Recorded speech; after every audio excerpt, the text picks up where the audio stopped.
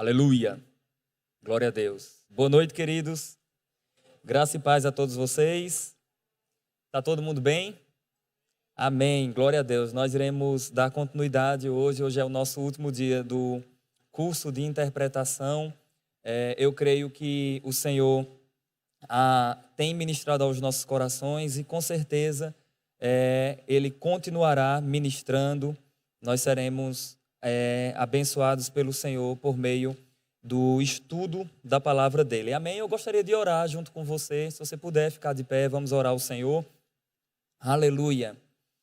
Senhor, nós queremos te render graças. Obrigado pela oportunidade que o Senhor tem nos dado de ouvirmos a tua santa palavra, de aprendermos com o teu Santo Espírito. Senhor, nós queremos investir tempo na meditação da sua palavra. A sua lei, a sua palavra, os seus mandamentos esclarece, traz entendimento para as nossas vidas. Querido Espírito Santo, nos auxilia, nos ajuda na compreensão do texto sagrado. Nós queremos que essa palavra torne-se vida no nosso coração, para que possamos alcançar outras pessoas. Senhor, nós estamos disponíveis ao Senhor, à sua presença e aquilo que o Senhor tem para nós.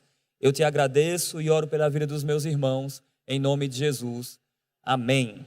Aleluia. Glória a Deus. Você pode sentar. Aleluia. Glória a Deus. Deus é bom o tempo todo. Então, eu quero fazer aqui uma pequena recapitulação daquilo que vimos na aula passada. E hoje, fique atento, pessoal da mídia, se tiver um outro microfone, depois eu vou precisar. Nós iremos fazer hoje uma aula prática, utilizando algumas porções das Escrituras, e eu creio que vamos ter um bom aproveitamento dessa aula. Amém, queridos? Glória a Deus. Então, na aula passada eu passei para vocês ainda algumas regras gerais na área da interpretação, compartilhei com vocês diversas verdades sobre isso, e finalizei passando para vocês algumas dicas. Por exemplo, quando você está diante de um texto das Escrituras, que essa passagem refere-se a um exemplo de alguém que está fazendo algo nas Escrituras, você não deve tomar aquilo como doutrina para a sua vida, a não ser que o próprio texto bíblico ordene que aquilo seja aplicado ou que seja feito uma doutrina. Amém? Eu passei para vocês o exemplo da oração no monte, e também o exemplo de perguntar nome de demônios. Quem lembra disso? Então, aquela foi uma dica legal e com certeza nós iremos utilizar hoje as regras que eu passei para vocês, que nós aprendemos na análise de algumas passagens aqui. Amém? Glória a Deus. Então, eu falei rapidamente na aula passada, mas eu quero recapitular um pouco sobre tipologia. Diga comigo, tipologia. Então, queridos, é importante também você saber que na palavra do Senhor você vai encontrar figura de linguagem, tem metáfora, tem tipologia, e tudo isso é importante você saber. Eu vou dar um exemplo. Lá no livro de Apocalipse, a palavra do Senhor diz que as 7 igrejas do Apocalipse correspondem aos 7 castiçais de ouro. Mas veja, o que tem a ver um castiçal de ouro, um candelabro utilizado lá no tabernáculo, com igrejas? Bom, numa tipologia a gente não encontraria uma conexão tão clara, mas de uma forma figurada nós poderíamos encontrar. Amém? Então, a igreja tem o Espírito Santo nelas, ou não tem? Tem ou não tem? Então, aqueles 7 castiçais de ouro, ou os castiçais candelabros, eles tinham o azeite e havia a necessidade de ter fogo. Então, a gente encontra algumas semelhanças, mas quando a gente apela para algo mais. Então, a Bíblia você vai encontrar diversas figuras, a palavra do Senhor tem diversas passagens que falam sobre isso, e a gente precisa atentar também, principalmente em livros proféticos, literatura apocalíptica, como por exemplo o livro de Apocalipse. Você está lendo o livro de Apocalipse, aí você vê o capítulo 12 de Apocalipse. E o capítulo 12 de Apocalipse aparece uma mulher vestida do sol e da lua, tem 11 estrelas e tem um dragão, e o dragão persegue essa mulher, querendo devorar o filho dela. O filho subiu aos céus e a semente dessa mulher é perseguida por esse dragão, e as pessoas começam com as diversas interpretações. Então a gente precisa entender a figura e todo o contexto, e eu vou passar para vocês algumas questões. Amém? Glória a Deus. Então, tipologia.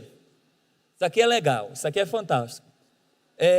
O que é uma tipologia? Deixa eu só voltar para te mostrar aqui. Tipologia. Um tipo. Diga comigo, tipo. Se você é paulista, você vai falar tipo. Se você é nordestino, cabra macho do cuscuzinho com leite, aleluia, você vai falar tipo, aleluia. Vamos lá. Um tipo é algo ou alguém real que existiu ou existe na história, mas que aponta para algo ou alguém futuro. Então, vou dar um exemplo. Quando você vai falar, não, isso aqui é um tipo, ou é uma tipologia, é importante você saber que aquilo que você está dizendo que refere-se a uma necessidade de ter existido.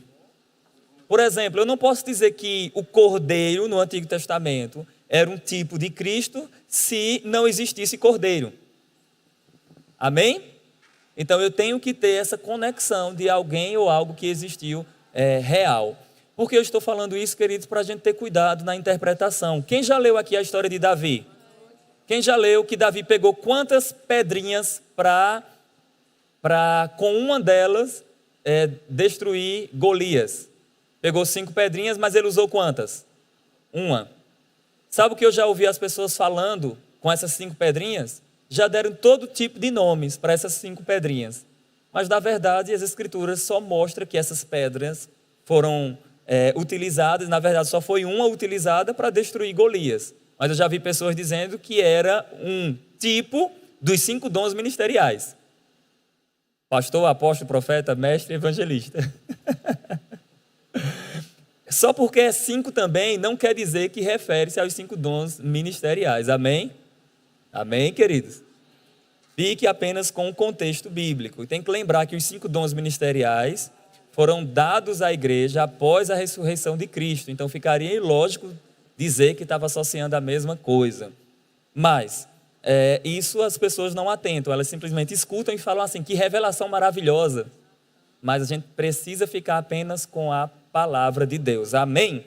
Eu já vi também pessoas pegando essas 5 pedrinhas e dizendo que cada uma delas representava os 7 nomes redentivos de Deus. Aí eu disse, mas espera aí. São 5 pedras que representam 7 nomes? A primeira pedra, Jeová Rafá. A segunda pedra, Jeová Nissi, aleluia. Vai ficar faltando 2, viu? Então é melhor a gente não fazer nenhuma aplicação assim quando o texto bíblico não fizer. Amém? Glória a Deus. Então, o Dr. Grant Osborne, ele falou algo interessante. A tipologia diferencia-se da profecia, pois esta é direta e seus textos se voltam para o futuro. Então, uma profecia, olha aqui uma dica legal que ele está passando aqui. Uma profecia é algo dito antes de acontecer. Olha que coisa legal. Profecia, uma promessa, é algo dito antes de acontecer. E geralmente não. Sempre aponta para o futuro. Você pega uma profecia lá no Antigo Testamento, que diz assim, ó: alegra-te, ó Sião, exulta Jerusalém, o teu rei, manso e humilde, vem sentado no jumentinho. Zacarias 9:9. Aquilo dali é um claro texto que aponta que mostra uma profecia que teve o seu cumprimento quando Jesus entrou em Jerusalém sentado no jumentinho. Amém? Aí ele mostra, o Dr. Grant Osborne, ele explica ainda, já a tipologia é indireta. Diga comigo, indireta. E de forma análoga, relaciona o acontecimento do Antigo Testamento ao do Novo Testamento. Percebe a diferença? Quem percebe? De profecia e de tipologia. Esses slides eu vou passar para vocês, amém? Então a gente encontra essas diferenças. Olha que coisa legal. No Antigo Testamento não falava nada que Jesus era um cordeiro. Mas no Antigo Testamento tinha um cordeiro, tinha diversos cordeiros e sacrifícios, você pode encontrar na palavra do Senhor. Existia a figura do cordeiro pascal, aquele cordeiro lá da Páscoa, que foi imolado e que o sangue dele foi colocado nos umbrais da porta, e quando o anjo mau veio, o destruidor não conseguiu destruir o povo que tinha sangue nas portas. Agora, chega no Novo Testamento, João, o Batista, vê Jesus se aproximar, e João diz assim: eis o Cordeiro de Deus que tira o pecado do mundo. Amém? O apóstolo Paulo fala também que Jesus é o nosso Cordeiro pascal. Então, isso é importante você entender, não é que Jesus era um cordeiro literalmente, mas aqueles cordeiros no Antigo Testamento apontavam para Jesus Cristo, era uma tipologia do nosso Senhor e Salvador. Amém? Amém? Glória a Deus. Posso avançar? Aleluia. Adão, você já sabe, um tipo de Cristo. Agora, deixa eu só passar uma dica que eu não passei para vocês aqui. É possível você encontrar também múltiplos tipos. Não entendi, irmão Saulo. Adão é um tipo de Cristo, sim ou não? Está aqui a referência bíblica. Mas Adão também é um tipo do homem caído. Por exemplo, em 1 Coríntios capítulo 15, Paulo fala que em Adão todos morrem. Então, Adão sendo um símbolo de toda a humanidade caída em pecado, sendo um tipo de toda a humanidade caída em pecado. Mas a Bíblia fala também, em Cristo todos serão vivificados. Amém? Então, às vezes, isso é possível também.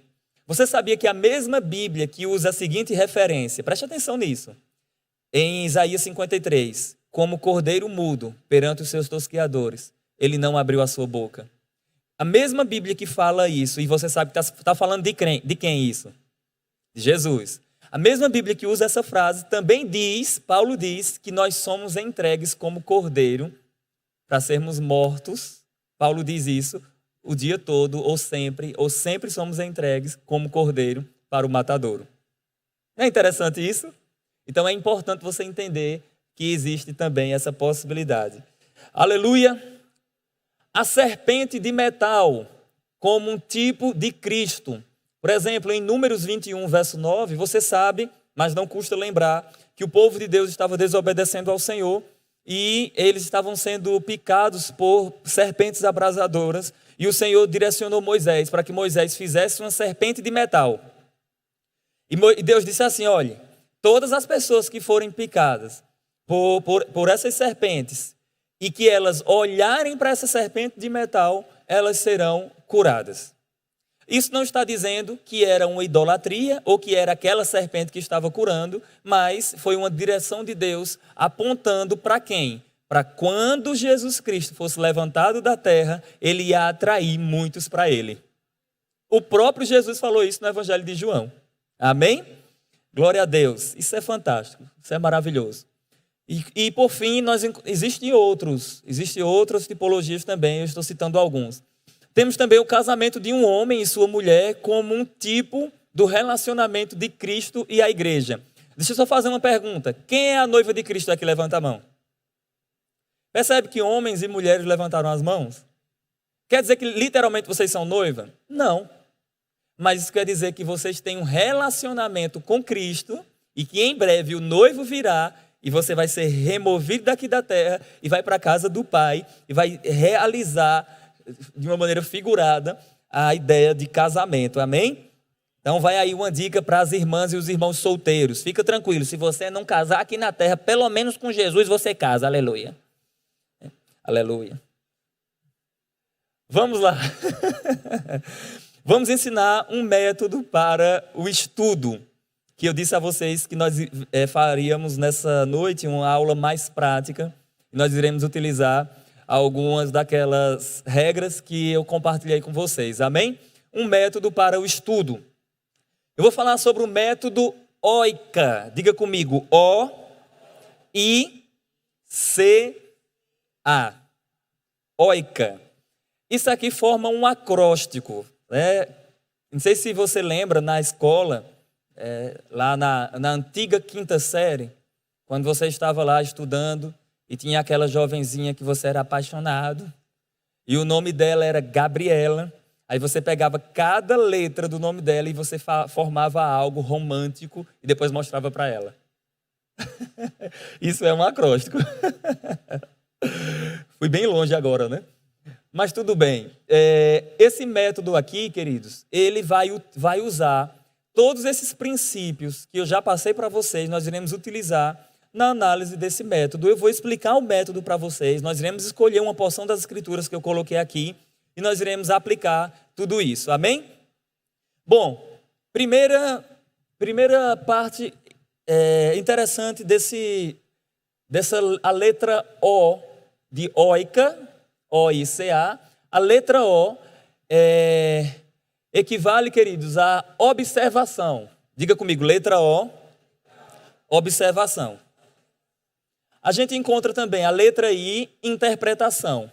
Letra C, correlação. Letra A, aplicação. Então nós temos aí observação, interpretação, correlação e aplicação. Calma que você vai ver que vai ficar de mais fácil compreensão. Cada um desses aqui vai responder uma seguinte pergunta. Letra O, observação, vai responder o que eu vejo. Amém? O que eu vejo. Letra I, nós iremos responder a pergunta, o que é? Letra C, responderemos, quem mais falou? E a letra A, responderemos, para que serve? Até aqui vocês entenderam a ideia do método? Nós iremos aplicar no texto bíblico, amém? Até aqui todo mundo entendeu? Sim ou não? Então, nós iremos utilizar esse método como um guia para a análise do texto bíblico. Quando nós estivermos agora diante do texto, nós iremos perguntar para o texto, o que eu vejo? Nós iremos observar o texto. Após observar alguns detalhes no texto, isso você pode fazer em casa também. E se você puder, faça e traga para mim até o domingo. Na segunda-feira eu viajo. Até o domingo você pode trazer ao Saulo. Eu apliquei o método oica e olha a conclusão que eu cheguei nessa passagem. Amém? Então, letra O, observação. Nós iremos nos aproximar diante do texto, nós iremos observar o texto. A nossa proposta não será dar respostas ou ter o significado. Nós só iremos observar. O que é que nos chama a atenção no texto? Nós iremos ler o texto, nós iremos reler o texto, nós iremos observar alguns pontos que nos chamam a atenção. E se você estiver na sua casa fazendo a parte, ou até aqui mesmo, você vai notar ao lado as passagens e os termos que chamam sua atenção naquela porção das Escrituras. Amém? Depois nós iremos avançar.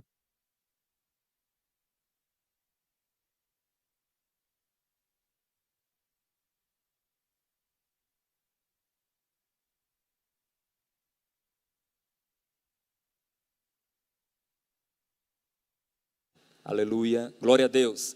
Então, nós iremos também, preste atenção nisso, no momento que estivermos observando, nós iremos apenas nos deter. O que eu vejo, o que eu vejo. Depois, nós chegaremos diante do texto e o que é?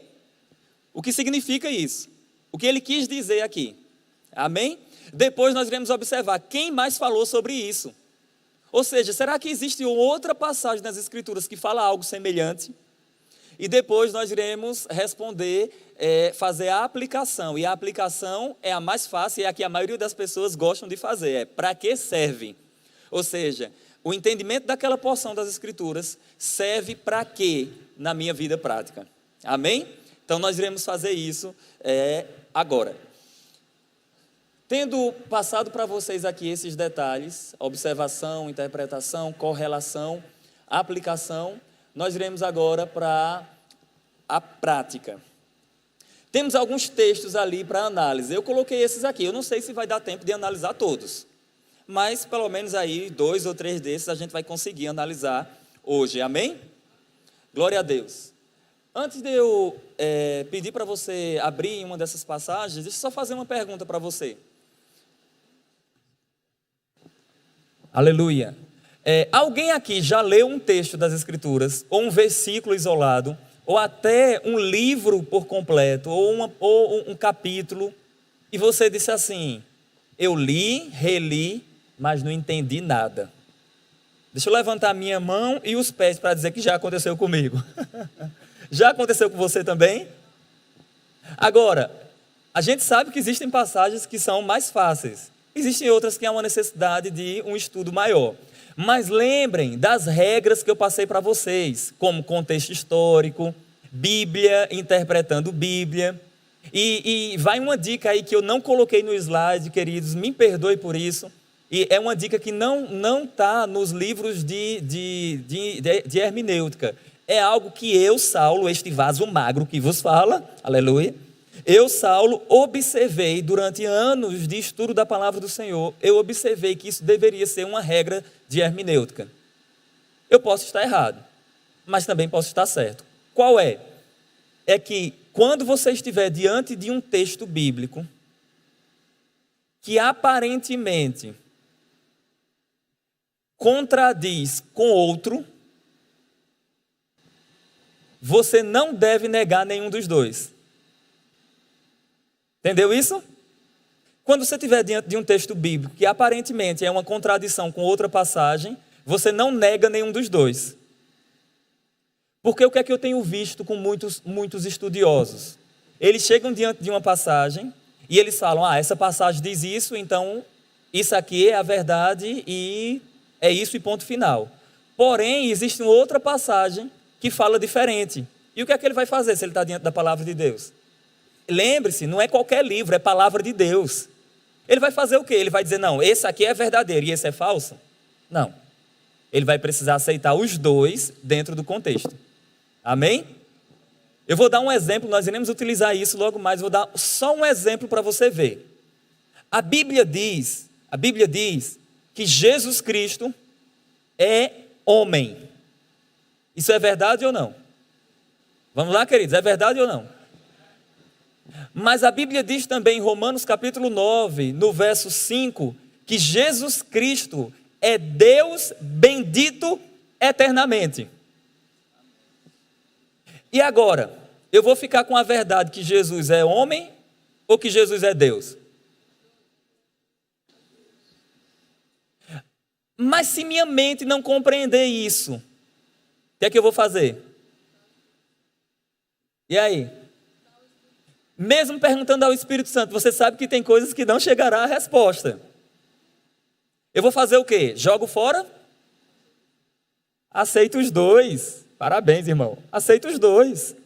Mesmo que minha mente não compreenda, eu devo aceitar as duas coisas. Olha, eu não sei como ele era homem e também ele era Deus. Eu só sei que a Bíblia mostra que ele era homem e Deus.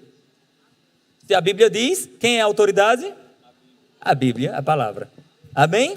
Não é interessante essa dica? Eu acho que eu vou falar com alguns escritores de hermenêutica para eles colocarem essa regra que eu criei, aleluia.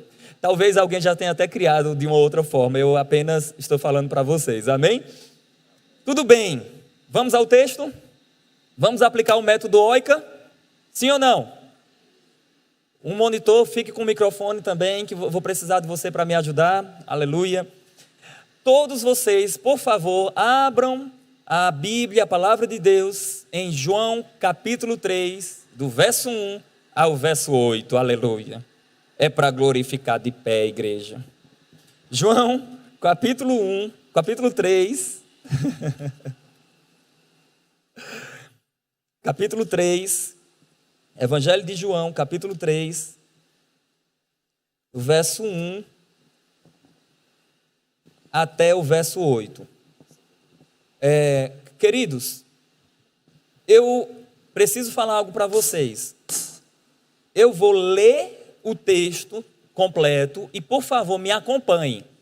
Leia comigo, versículo a versículo, me acompanhe também. Amém? E depois eu vou passar para vocês as interpretações comuns no meio acadêmico. E uma dessas é a que nós iremos defender. E eu vou mostrar para você por que nós iremos defender ela ou por que nós não iremos defender outra posição. Amém? Utilizando o método OICA. Amém? Tudo bem, vamos ler o texto. João capítulo 3, do verso 1 ao verso 8, diz a palavra do Senhor. Havia entre os fariseus um homem chamado Nicodemos. Só uma notinha de rodapé aqui. Quem já quiser, aplicando o método de observação e colocando à parte as passagens, os termos que tem aqui que chamam sua atenção, você já pode fazer. Amém? Mas vamos lá. Havia entre os fariseus um homem chamado Nicodemos, um dos principais dos judeus. Verso 2.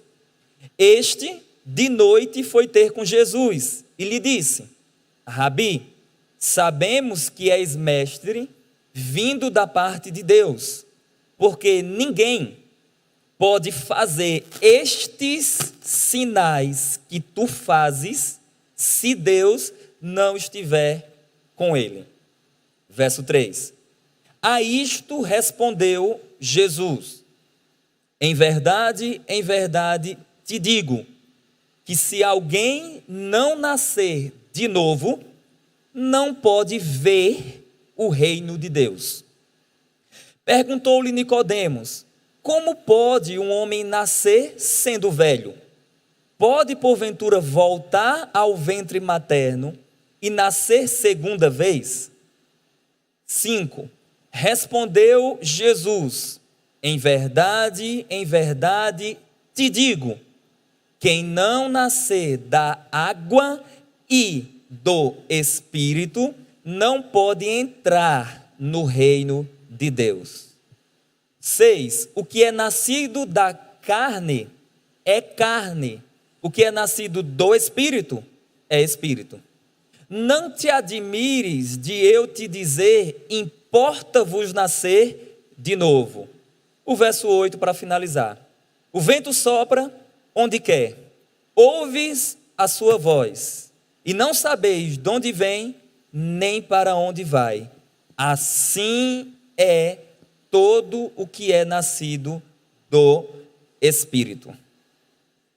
Amém? Todos leram junto comigo, acompanharam? Se você... Eu escolhi esses 8 versículos porque eles já são suficientes para nos ajudar. Mas se você quiser, você poderia ler o texto completo, mas até aqui já é suficiente para a gente compreender essa porção das Escrituras. Amém? Todos conhecem essa passagem? Alguém já viu pregação utilizando esse texto? Alguém já ouviu? Levanta a mão. Todos? Alguém já pregou utilizando esse texto? Levantar aqui a mão e os pés. Já? Tudo bem. Agora eu vou apresentar para você as interpretações que existem, não são todas, mas as que eu conheço, sobre esse texto. Certo? E depois nós iremos aplicar o método OICA. Número 1. Existe alguns teólogos que eles têm um problema e uma divergência na seguinte expressão: quem não nascer de novo não pode ver o reino, e quem não nascer da água e do Espírito não pode entrar no reino. Então alguns teólogos falam: olha, é possível você nascer de novo e ver o reino de longe, o reino futuro, e não entrar nele. E existe a posição que diz assim: olha, ver o reino e entrar corresponde à mesma coisa. Percebeu isso? Tem essas duas posições só sobre essa questão de ver e entrar no reino. Uma linha teológica diz o seguinte: haverá um número de pessoas que essas pessoas elas vão nascer de novo, elas serão salvas, mas elas vão ver o reino, vão ficar vendo o reino, assistindo, mas não vão entrar, não vão participar. E existe uma outra posição que diz assim: não, ver e entrar corresponde à mesma coisa. Qual dessas está correta? Nós iremos aplicar logo mais o método OICA, amém? Você vai ver o quanto é importante isso. Qual é a outra tensão que tem nesse texto e a divergência teológica? A outra tensão é na explicação de Jesus, quando Jesus fala: quem não nascer da água e do Espírito não pode ver o reino de Deus. Então, a atenção o que é nascer da água e do Espírito? As posições teológicas são as seguintes. Alguns afirmam, está no meu livro, os livros Surpreendidos pela Eternidade, a nova edição. Alguns afirmam que nascer da água, alguns falam que é uma menção ao nascer do líquido amniótico, ou seja, a água da placenta. E nascer do Espírito é o novo nascimento, é a conversão. Essa é a primeira posição. Quando Jesus falou, quem não nascer da água e do Espírito, é quem não nascer do nascimento natural, da água da placenta, e não nascer do Espírito, da conversão, não pode ver o reino de Deus, não pode entrar no reino de Deus. 2, a segunda posição há quem afirme que nascer da água é uma menção ao batismo nas águas, e nascer do Espírito é receber Jesus como Senhor e Salvador. Então, algumas pessoas falam que nascer da água e do Espírito você precisa nascer primeiro, ser batizado nas águas, e depois você precisa nascer do Espírito, que é se converter ao Senhor Jesus. Aí sim, você estará salvo, apto a entrar no reino. E existe a terceira posição, que diz que nascer da água e do Espírito é uma única obra realizada pelo Espírito Santo, pela palavra de Deus, que purifica e regenera o homem, tornando-o uma nova criatura em Cristo Jesus. Temos uma passagem boa para estudar, sim ou não? Eu apresentei as tensões para vocês, agora vamos ao texto. Amém? Volta agora para o texto e vamos analisar passo a passo. Havia entre os fariseus um homem chamado Nicodemos. Eu quero que alguém passe um microfone aqui, se você percebeu algo curioso na passagem. Você notou alguma coisa? Tem alguma curiosidade? Alguma observação? Lembra da primeira parte, observação. Você observou o texto? Tem algo que te chamou a atenção? Se tem, diga qual é a palavra. Chamou a atenção? Pode dizer, não precisa do microfone. Passa o microfone para ele.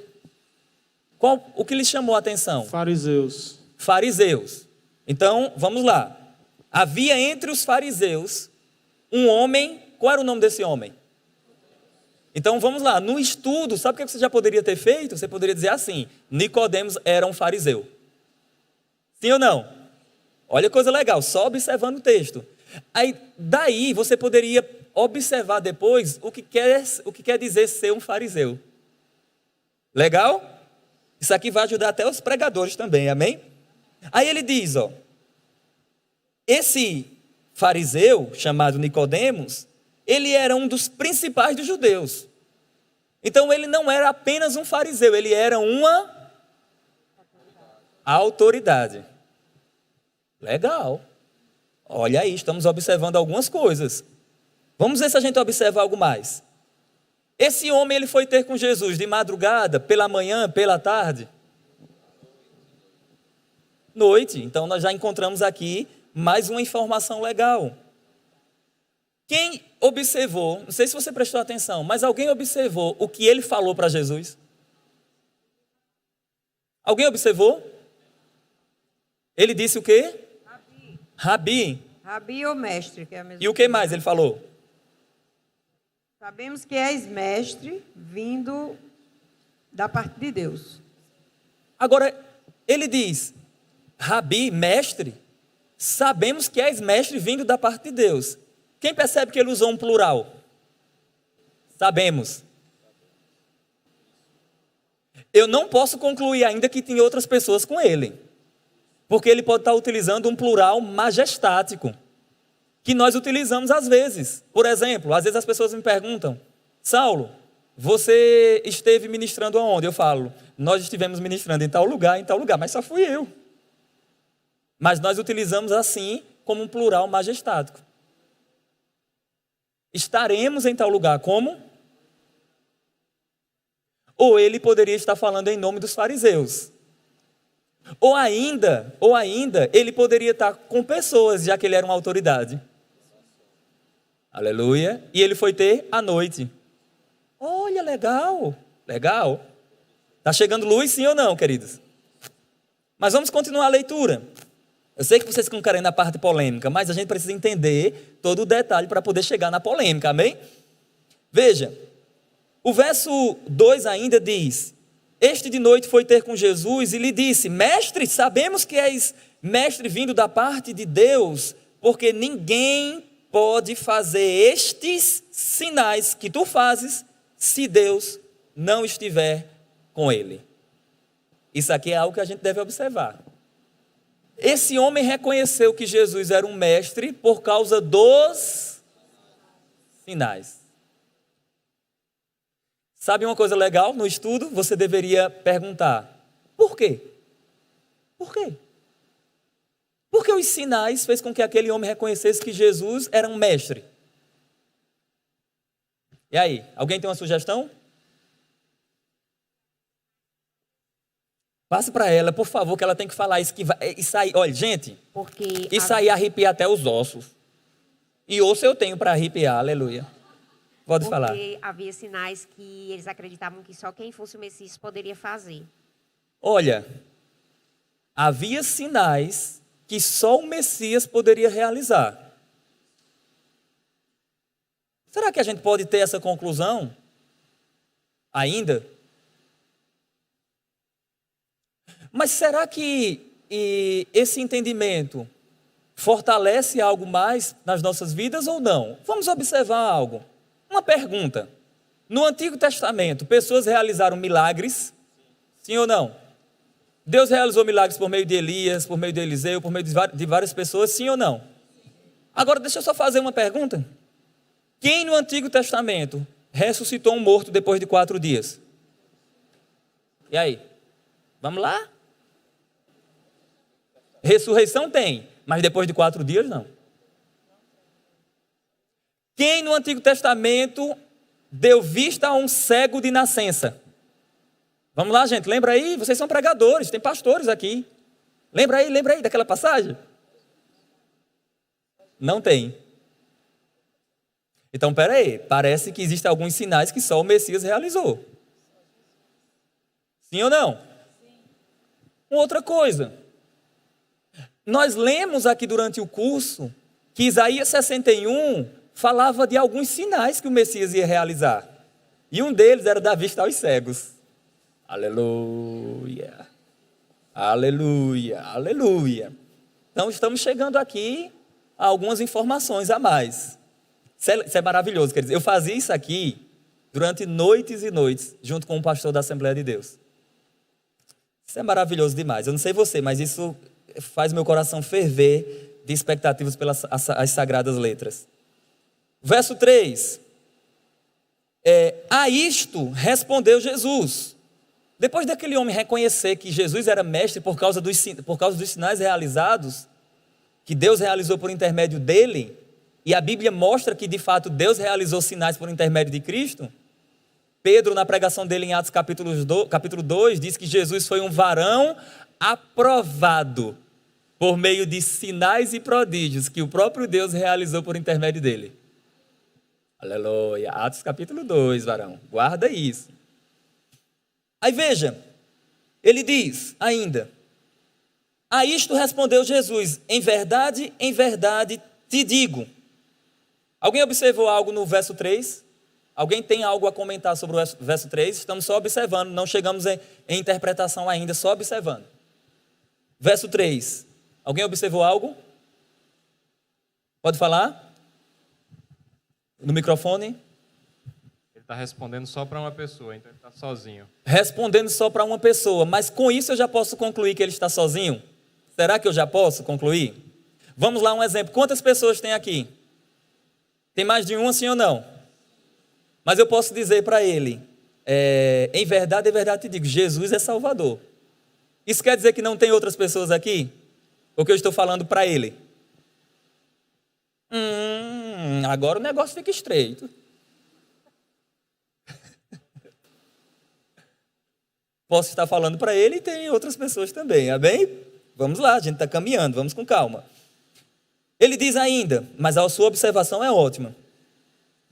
A isto respondeu Jesus: em verdade te digo, que se alguém não nascer de novo, não pode ver o reino de Deus. Então nós temos uma outra palavra importante aqui, a palavra nascer de novo. Essa é uma palavra que não se destaca aqui no texto. Ao meu ver, se destaca. Nascer de novo. Isso é uma palavra que o próprio Nicodemos vai questionar isso. Nascer de novo é algo que nos chama a atenção. Mas vamos mais. Verso 4. Perguntou-lhe Nicodemos.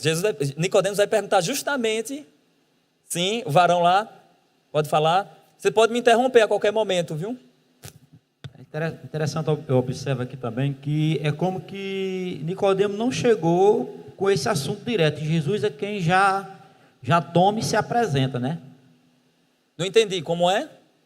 A gente observa que Nicodemos, ele não chegou perguntando quem era Jesus, já chegou reconhecendo a divindade dele e tudo, mas Jesus é meio que muda de assunto, chega e diz assim, em verdade, parece que Nicodemos não estava nem falando sobre isso. Boa, e Jesus boa chega e já bota observação. um novo nascimento. Excelente observação. Quem percebe que Nicodemos fala algo e Jesus parece mudar de assunto? Quem percebe, olha isso aqui, isso já aconteceu comigo. Quem percebe que você, não sei se já aconteceu com você isso, você está conversando algo com uma pessoa, geralmente algumas mulheres, não são todas, elas gostam de fazer isso. Minha esposa faz muito isso. Por exemplo, eu conversando com minha esposa sobre a palavra de Deus, uma determinada, amor, aquela pregação tal a respeito disso, ela falou assim, amor, você viu o tule que a irmã lá na igreja estava usando? Eu disse, eu nem sabia que a irmã estava lá na igreja.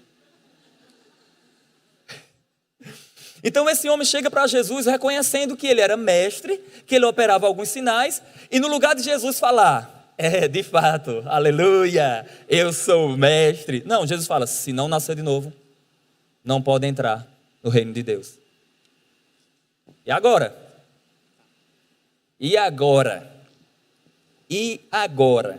Vamos continuar. Eu disse que não ia interpretar agora, eu só estou observando, chamando sua atenção para passagens, amém? Para alguns pontos. Pode falar. Você precisa falar, rapaz. Eu observei aqui também que ele fala em ver, e não entrar. São coisas diferentes. Isso, nós tínhamos Na observado. minha primeira leitura, ele fala... Foi difícil a compreensão, porque ele fala ver o reino de Deus. Só que aí eu fui ver na versão LTT. Ele já fala ver o reinado de Deus. Uhum. Que pode ser diferente no entendimento. Entendi. E... Até agora ninguém chegou em conclusão, viu, queridos? Pelas dicas que o senhor tinha falado, né? De observar as palavras e o significado delas no contexto. Isso. O que aqui é um pouco controverso, que em algumas passagens fala que eu nascer de novo, eu herdarei o reino do Senhor, diferentemente de aqui, que eu só verei. Qual é a condição para ver e para entrar apresentada no texto? Nascer de novo. E agora? Nós não queremos saber a interpretação agora, a gente só está observando. E você observou algo legal. Sim. E agora? Vamos continuar observando? Vocês perceberam a observação dele? Sim ou não? Ver, entrar, parece ser uma contradição ali. Mas eu perguntei algo para ele que também chamou a atenção. Qual a condição para ver e entrar? Pode passar para ele o microfone. Não fique vermelho, não. No verso 3 aqui, Jesus diz, em verdade, lhe digo que se alguém não nascer de novo, não poderá entrar no reino de Deus. No caso, ele não falou diretamente para Nicodemos. Se você não nascer de novo, falou para alguém. Então, poderia ter mais alguém com ele. Olha, essa observação dele, ela mostra que Jesus falou alguém, mas não quer dizer que falar alguém não esteja relacionado a Nicodemos, até porque o próprio Jesus, de uma maneira bem nos chama bastante atenção, parece mudar de assunto. Então, não seria estranho ele falar, se alguém, generalizando. Alguém que necessariamente não estava ali, ou poderia ser alguém no geral, se alguém, no geral, não nascer de novo. Não precisava ter necessariamente mais pessoas ali. Você está entendendo isso? Se eu chego para você e eu falo a seguinte frase, olha, se eu falar assim, se alguém orar, Deus vai responder a oração. Não estou dizendo diretamente para ele. Eu estou falando para alguém. Ele é alguém? Então pode ser para ele, pode ser para você, pode ser para mim. Amém? Ali, pode passar para um irmão ali, ele tem algo a comentar. Irmão Saulo, é interessante nessa passagem também notarmos que Nicodemos chegou, poderia ter ido de manhã ou à tarde, mas ele foi à noite, exatamente escondido, para que os fariseus não vissem. Olha que isso vai ajudar na compreensão. Até agora é só observação. Mas olha, lembra que foi cogitada aqui a ideia de que quando ele falou, nós sabemos, seria os fariseus, mas ele foi ter de noite. Aleluia. Então, por que aquela autoridade foi ter de noite com Jesus? Boa observação. Vamos mais? Posso continuar o texto? Isso é fantástico, né? Quem está gostando aqui? Pode me interromper, viu?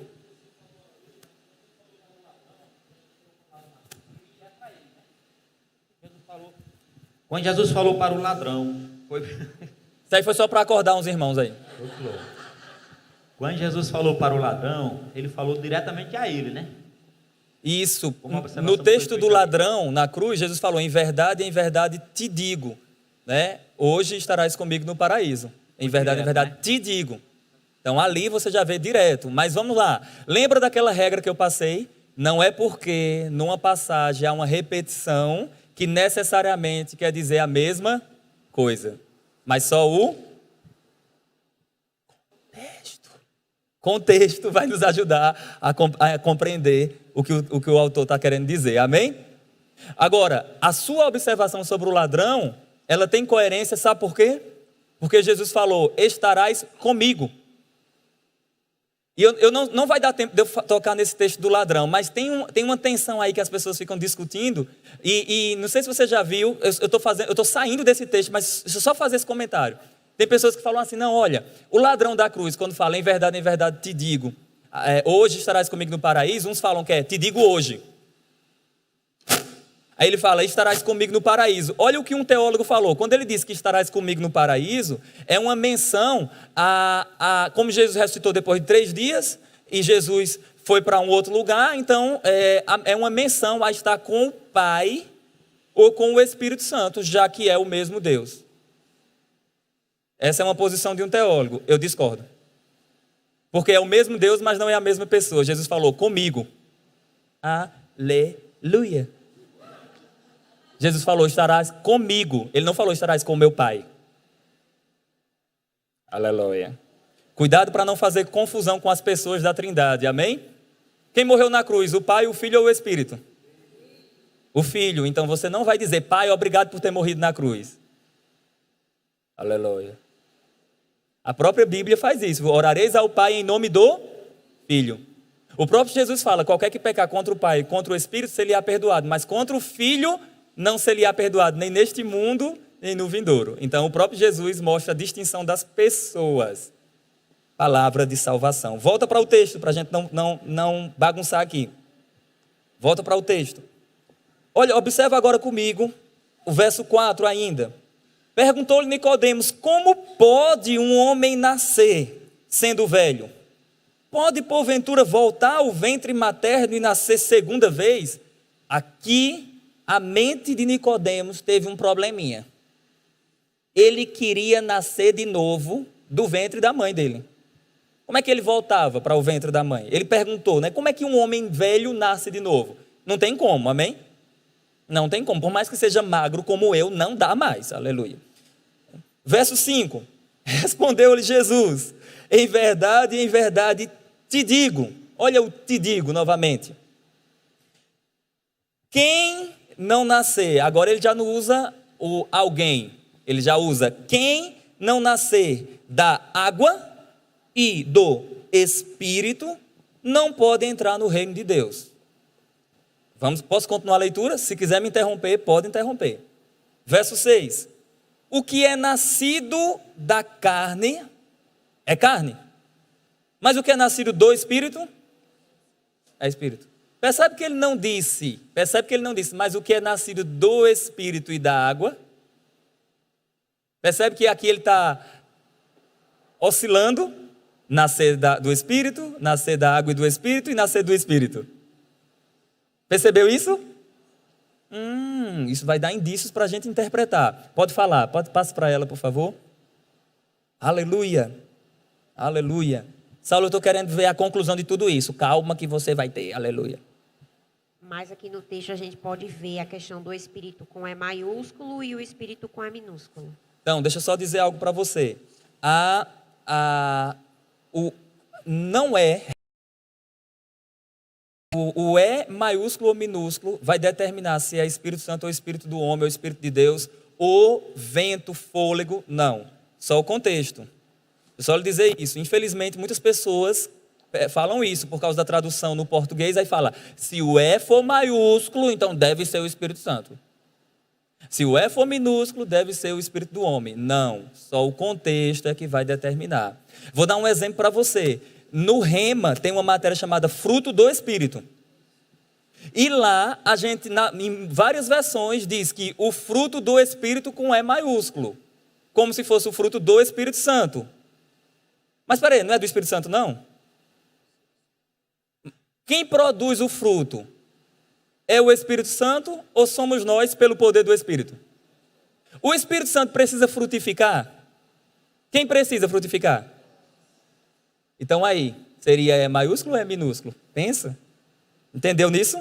Então, às vezes, não é o E maiúsculo ou minúsculo que vai ser essencial, mas a observação dela é válida para a análise do texto. Tudo isso a pessoa deve observar. Amém? Vamos avançar que já tem irmão aí cansado. Ele diz, respondeu Jesus, em verdade te digo, quem não nascer da água e do Espírito não pode entrar no reino de Deus. A minha versão coloca tudo com E maiúsculo. O que é nascido da carne é carne, e o que é nascido do Espírito é Espírito. Então, a minha versão, quando fala o que é nascido do Espírito, é Espírito, usa um E maiúsculo em um e um E minúsculo em outro. Na sua também é assim? Ele diz aqui no verso 7, não te admires de eu te dizer, importa-vos nascer de novo. Agora Jesus já resume dizendo assim, o que importa mesmo é nascer de novo. O verso 8, ele diz, o vento sopra onde quer, ouves a sua voz, mas não sabeis de onde vem, nem para onde vai. Assim é todo o que é nascido do Espírito. Essa expressão, nascido do Espírito, já apareceu 3 vezes no texto e não há o acréscimo da água. Aleluia. Bom, observando o texto, a gente precisa chegar numa conclusão, não é isso? Mas a conclusão é o próximo passo. A observação, nós já vimos aqui todo o problema, todos os detalhes. Mas existe agora a explicação. A explicação é um passo a mais. A explicação vai dizer o que é. Amém? Lembra que eu expliquei isso? O que é a explicação? O que é? O que é a letra I. A explicação, a interpretação. A letra I. A interpretação vai explicar o que é. Amém? Então veja, volta agora para o verso 3, capítulo 3, o verso 1. Vamos começar agora a trazer algumas explicações. Havia entre os fariseus um homem chamado Nicodemos, um dos principais dos judeus. Qual a explicação? Qual a explicação que a gente tem aqui? Vamos lá, explicação. Você vai pegar o argumento geral que a gente juntou aqui e tem a explicação. Você tem a explicação? Do verso 1, capítulo 3. Um fariseu importante. Aleluia. Amém? Um fariseu importante. É alguém, uma autoridade, alguém importante. Explicado. Está explicado isso ou não? Verso 2. Este de noite foi ter com Jesus e lhe disse, mestre, Rabi, sabemos que és mestre vindo da parte de Deus, porque ninguém pode fazer estes sinais que tu fazes se Deus não estiver com ele. Pode falar? Pensei que era para falar. Veja, a explicação aqui. Qual é a explicação do verso 2?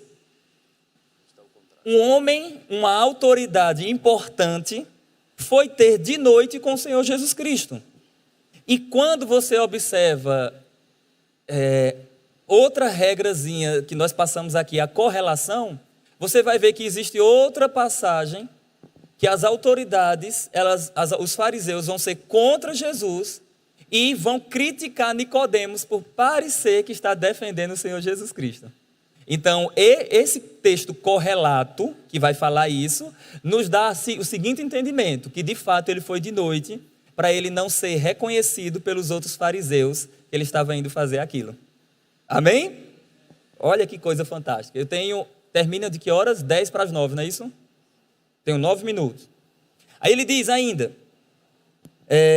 verso 3, a isto respondeu, sim, e a questão dos sinais aqui, refere-se aos sinais operados por Senhor Jesus, que só o Messias faria mesmo. Acertou muito bem. O verso 3, a isto respondeu Jesus, em verdade te digo, que se alguém não nascer de novo, não pode ver o reino de Deus. Então ele está dizendo assim, a necessidade de alguém nascer de novo para ver o reino de Deus, ou reinar, ou o governo de Deus. O 4 diz, perguntou-lhe Nicodemos, como pode um homem nascer sendo velho? Pode porventura voltar ao ventre materno e nascer uma segunda vez? Não tem como acontecer isso. 5, respondeu-lhe Jesus, em verdade te digo, que quem não nascer da água e do Espírito não pode entrar no reino de Deus. Verso 6, o que é nascido da carne é carne, o que é nascido do Espírito é Espírito. Não te importa de eu te dizer, importa-vos nascer de novo, ou importa-vos nascer de novo. Verso 8, o vento sopra onde quer, ouves a sua voz, mas não sabeis de onde vem, nem para onde vai. Assim é todo o que é nascido do Espírito. Vamos utilizar agora a correlação para a gente entender qual é a melhor conclusão desse texto. Correlação. Alguém me diga onde na Bíblia diz que eu preciso ser batizado primeiro nas águas, depois me converter para eu ser salvo. Onde diz na Bíblia isso? Essa posição coloca a salvação nas águas. Coloca a necessidade de ter que descer as águas para a pessoa ser salva. Agora vamos lá um exemplo. Olhe para um exemplo prático. Os pregadores que tem aqui. Você está pregando na sua igreja no domingo à noite. E pregando naquele domingo à noite, você faz um apelo. E você diz, chama pessoas que querem se arrepender dos seus pecados para reconhecer Jesus como Senhor e Salvador. Você chama essa pessoa à frente. A pessoa vem. Ela rasga o coração diante do Senhor. O Senhor salva aquela pessoa, o Espírito Santo regenera ela. E aí, se Jesus voltasse, ela não ia subir porque ela não desceu as águas. Entendeu o problema de uma das posições? E agora? Então diga comigo, o nascer das águas não pode ser de água natural. Não pode ser literalmente batido nas águas. Pode falar. Você quer dizer se aquela pessoa que rouba não rouba mais, que bebe não bebe mais, que adultera não faz mais isso?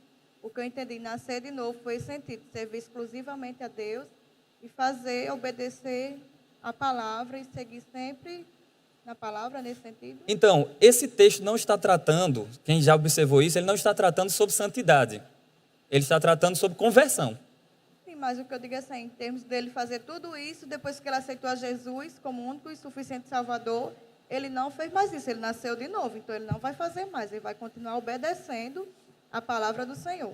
Isso, mas o que o texto está falando, é isso que eu estou querendo chamar a sua atenção. O texto não está falando sobre você se converter e você praticar ou não a palavra do Senhor. O que o texto está falando, a passagem, o que ela está falando é que se alguém não nascer de novo, não entra no reino de Deus. Entendeu? Se não nascer da água e do Espírito. Ele está falando de conversão, de salvação. A minha pergunta é simples. Uma pessoa, sei lá, um estuprador, estava num culto num domingo à noite, ouviu a mensagem de salvação. O Espírito Santo trabalhou no coração dele. Ele veio rendido e se converteu. Ele está salvo, sim ou não? Então é isso que eu estou falando. Se ele está salvo, então não há necessidade de ser batizado nas águas para estar salvo. Agora, com isso eu estou dizendo que não pode batizar nas águas? Não. Eu só estou dizendo que não é essencial para a salvação com base nesse texto. Pode falar? O microfone ali. Só um detalhe aqui, que o ladrão da cruz não foi batizado nas águas, viu? Porque Mas Jesus disse que estaria no paraíso com ele. quando João Batista estava no deserto, ele chamava o pessoal ao arrependimento. Depois é que vinha o batismo. Aleluia! Arrepende-se primeiro e se batiza depois. Aleluia! Legal. Vamos continuar. Vamos mais. Mas, queridos, eu quero chamar a sua atenção para algumas verdades aqui para a gente fechar. Não sei se vai dar tempo, mas para a gente fechar. Aqui ainda nós encontramos o Senhor Jesus falando, nós vimos que existe uma outra posição que diz que o nascer da água e nascer do Espírito é uma menção a nascer da água da placenta. Ou seja, se a pessoa não nascer no nascimento natural e não nascer do Espírito, não pode entrar no reino de Deus. Agora, uma pergunta. Não seria ilógico isso? Porque Nicodemos já tinha nascido da água da placenta. Por que Jesus diria que quem não nascer da água da placenta e não nascer do Espírito não pode entrar no reino de Deus? Até porque se a pessoa lá ainda não nasceu, não há necessidade dela se converter, já que ela não existe. Aleluia. Então a gente anula essa opção também. Por quê? Quem não nascer da água da placenta e não nascer do Espírito não pode entrar no reino de Deus. Então, bom, gente, todos nós nascemos da água da placenta, amém? Então não existe essa condição. Já pensou eu fazendo um apelo? Está ali o irmão Kleber, meu amigo, e eu falando assim: Kleber, você já nasceu da água da placenta? Venha nascer de novo. Gente, todos nós nascemos da água da placenta, amém? Aleluia. Pode falar? Até aqui no texto, no próprio texto, Jesus ele fala que quem nasce ele fala assim, só um momento. Quem é nascido da carne é carne e do espírito é espírito. Ótimo. Ela pegou o X da questão. O que é que ela está dizendo? Nascimento natural não é essencial para a salvação. Ou seja, nascer da água da placenta não salva ninguém. É necessário você nascer do Espírito. Aí você pode dizer, mas por que tem água no texto? Por quê? A não ser que ele esteja falando de uma única obra do Espírito Santo, uma única obra do Senhor, realizada pelo Espírito e pela água da palavra, que nos purifica, nos limpa e nos regenera. Então, água aí seria um símbolo da palavra de Deus. Quantos concordam com esse entendimento? Agora, quantos têm base bíblica?